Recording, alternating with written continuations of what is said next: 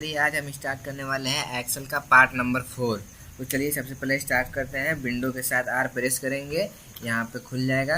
उसके बाद एक्सेल लिखेंगे, उसके बाद ओके पे क्लिक करेंगे, एक्सेल ओपन हो जाएगा। उसके बाद मिनिमाइज है तो मैक्सिमाइज कर लीजिए। उसके बाद ब्लैंक वर्कबुक ले लीजिए। तो फिर चलिए आज हम स्टार्ट करेंगे अलाइनमेंट पे। तो चलिए सबसे पहले हम अलाइनमेंट बनाने के लिए सबसे पहले हम मान लीजिए यहाँ पे कुछ लिखते हैं। जैसे मान लीजिए मैं लिखा मुकेश, तो मुकेश अब इसको बताने के लिए जो है हमको थोड़ा इसका साइज जो है बड़ा करना पड़ेगा। हमने इसका साइज जो है थोड़ा बड़ा कर दिया। अब देखिए मुकेश मुकेश को अब मैं इसे ये जो है इसको टॉप अलाइजमेंट तो जैसे ही हम टॉप अलाइजमेंट क्लिक करेंगे ये एकदम ऊपर की तरफ चला जाएगा। मुकेश देखिए एकदम ऊपर चला गया। अब हम मिडिल अलाइजमेंट क्लिक करेंगे, अलाइजमेंट तो ये बीच में आ जाएगा। अब बॉटम पे करेंगे तो ये बॉटम पे आ जाएगा। मतलब टॉप मिडिल बॉटम, मतलब किसी भी वर्ड को किसी भी टेक्स्ट को लिखेंगे, किसी भी वर्ड को उसको टॉप में रखने के लिए, बॉटम में रखने के लिए। अभी हम मान लीजिए कि अभी हम जो बना है पहले से, मान लीजिए मैं इस एक्सेल में इस सेल में मैं मुकेश लिख, इस सेल में मान लीजिए मैं कुछ भी लिखा, मान लीजिए मैंने साहिल लिखा। साहिल लिखने के बाद अब हम यहाँ पे टॉप अलाइनमेंट या बॉटम अलाइनमेंट नहीं कर सकते हैं। मतलब यहाँ पे करेंगे लेकिन हमें समझ में नहीं है क्योंकि यहाँ पे जगह नहीं है सेल की। तो यहाँ पे करने पे हमको जो है वहाँ की सेल की जगह थी हम। तो फिर चलिए आगे देखिए बताते हैं। फिर ये मुकेश है, मुकेश पे जैसे ही हम मान लीजिए इस सेल पे क्लिक करेंगे तो ये है top alignment, left alignment, centre alignment. तो अभी ये बॉटम पे है, लेफ्ट अलाइनमेंट पे है। अब मान लीजिए हमको इसको टॉप पे और सेंटर अलाइनमेंट पे करना हो तो कैसे करेंगे। देखिए टॉप पे करना हो तो हम टॉप पे कर देंगे और सेंटर में करना होगा तो हम सेंटर अलाइनमेंट पे क्लिक कर देंगे। सेंटर यानी बीच में हो जाएगा। राइट पे क्लिक करेंगे, राइट अलाइनमेंट पे राइट पे हो जाएगा। लेफ्ट पे करेंगे तो लेफ्ट पे हो जाएगा। मतलब टॉप बॉटम मिडिल जिस जगह करना चाहे, मतलब ये टॉप और बॉटम पे करेगा, ये लेफ्ट और राइट और सेंटर बीच में करेगा। और फिर मतलब ये हो गया। आप देखिए कैसे हम इसको यूज करते हैं। इसको यहाँ पे मान लीजिए हम जैसे मान लीजिए यहाँ पे 12 लिखें, 12 लिखने के बाद यहाँ पे हम कुछ भी और लिखें।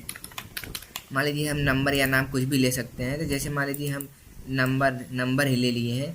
नंबर लेने के बाद देखिए आप सबसे पहले हमको इस नंबर को जो है यहाँ पे एक रेक्टेंगल बना हुआ है। रेक्टेंगल मान लीजिए हमें किसी को 90 डिग्री या जिस डिग्री में हमको रखना हो।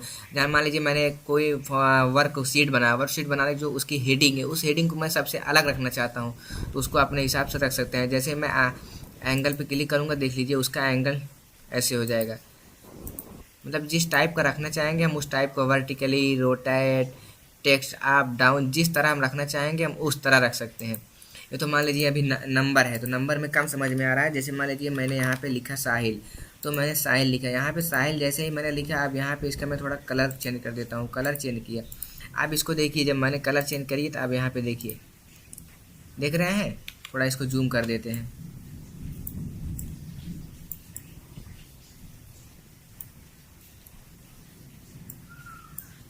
देख रहे हैं, जूम कर दिए।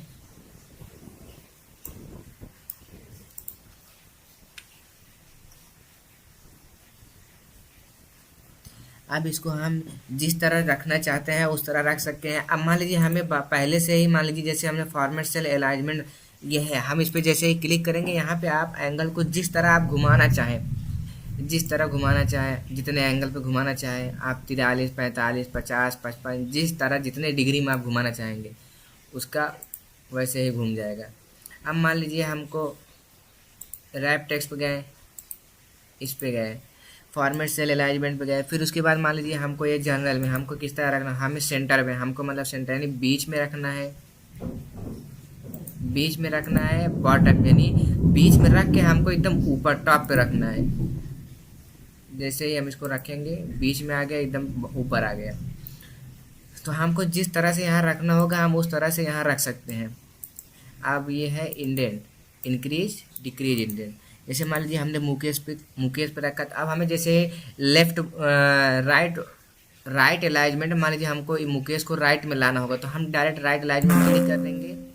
राइट अलाइनमेंट क्लिक कर देंगे तो डायरेक्ट जो है मुकेश यहाँ जाएगा। मान लीजिए हमको ये मुकेश डायरेक्ट यहाँ ना ला के मुझको यहाँ लाना हो, तो यहाँ लाने के लिए हम जैसे मान लीजिए किसी भी वर्ड को, किसी भी अक्षर को हम ला सकते हैं। जैसे हम इंक्रीज इंडेंट क्लिक करेंगे, ये थोड़ा थोड़ा करके हमको उस टेक्स्ट को राइट की तरफ लेके जाएगा, और ये इंक्रीज इंडेंट, ये जो है डिक्रीज, ये हमें थोड़ा थोड़ा करके लेफ्ट की तरफ लेके जाएगा। हम इसको जिस तरफ रखना चाहते हैं हम उस तरफ इसको रख सकते हैं। ठीक है। अब ये रैप टेक्स्ट है। जैसे मान लीजिए हमने यहाँ पे कुछ लिखा, जैसे साहिल लिख दिया, तो जैसे हमने यहाँ पे रैप टेक्स्ट अगर चालू कर दिया तो ये ऐसे लिखते हुए चला जाएगा। ये जैसे मान लीजिए हमने रैप टेक्स्ट, मान लीजिए बैटरी मेरा थोड़ा कम चार्ज है, तो इसलिए हम रैप टेक्स्ट ना बता के आपको मर्ज सेंटर बता दे रहे हैं। रैप टेक्स्ट अगले नेक्स्ट वीडियो में बता देंगे। तो मर्ज सेंटर देखिए, मर्ज सेंटर जैसे ही हम यहाँ पे 2-3 सेल को एक साथ लेने के बाद मर्ज सेंटर पर क्लिक करेंगे तो मर्ज हो जाएगा। मतलब कि 2-3 जैसे DEF ये तीनों सेल जो है, जी चारों सेल हमको एक ही में चाहिए, तो हम मर्ज सेंटर पे जाएंगे, मर्ज सेल है मर्ज कर देंगे, मर्ज हो जाएगा। ये एक सेल बन गया। देखिए ये अलग है, ये चारों एक सेल बन जाएगा। DEFG ये चारों अलग एक सेल बन जाता है। तो रैप टेक्स्ट में जो होता है वो डायरेक्ट ही ऐसे लिखते हुए चला जाएगा, वो नीचे की तरफ नहीं आएगा। जैसे मान लीजिए हम यहाँ पे लिख रहे हैं, रैप टेक्स्ट लगा दिए, अब यहाँ पे हम कुछ भी लिखें, ऐसे लिखते हुए चला आएगा। लेकिन अगर हम जैसे ही रैप टेक्स्ट बंद कर देंगे तो हम कुछ भी लिखेंगे हमारा ऐसे लिखते हुए, जैसे मान लीजिए हम अब रैप टेक्स्ट को जो है, जैसे ही मान लीजिए हम रैप टेक्स्ट बंद कर दिए,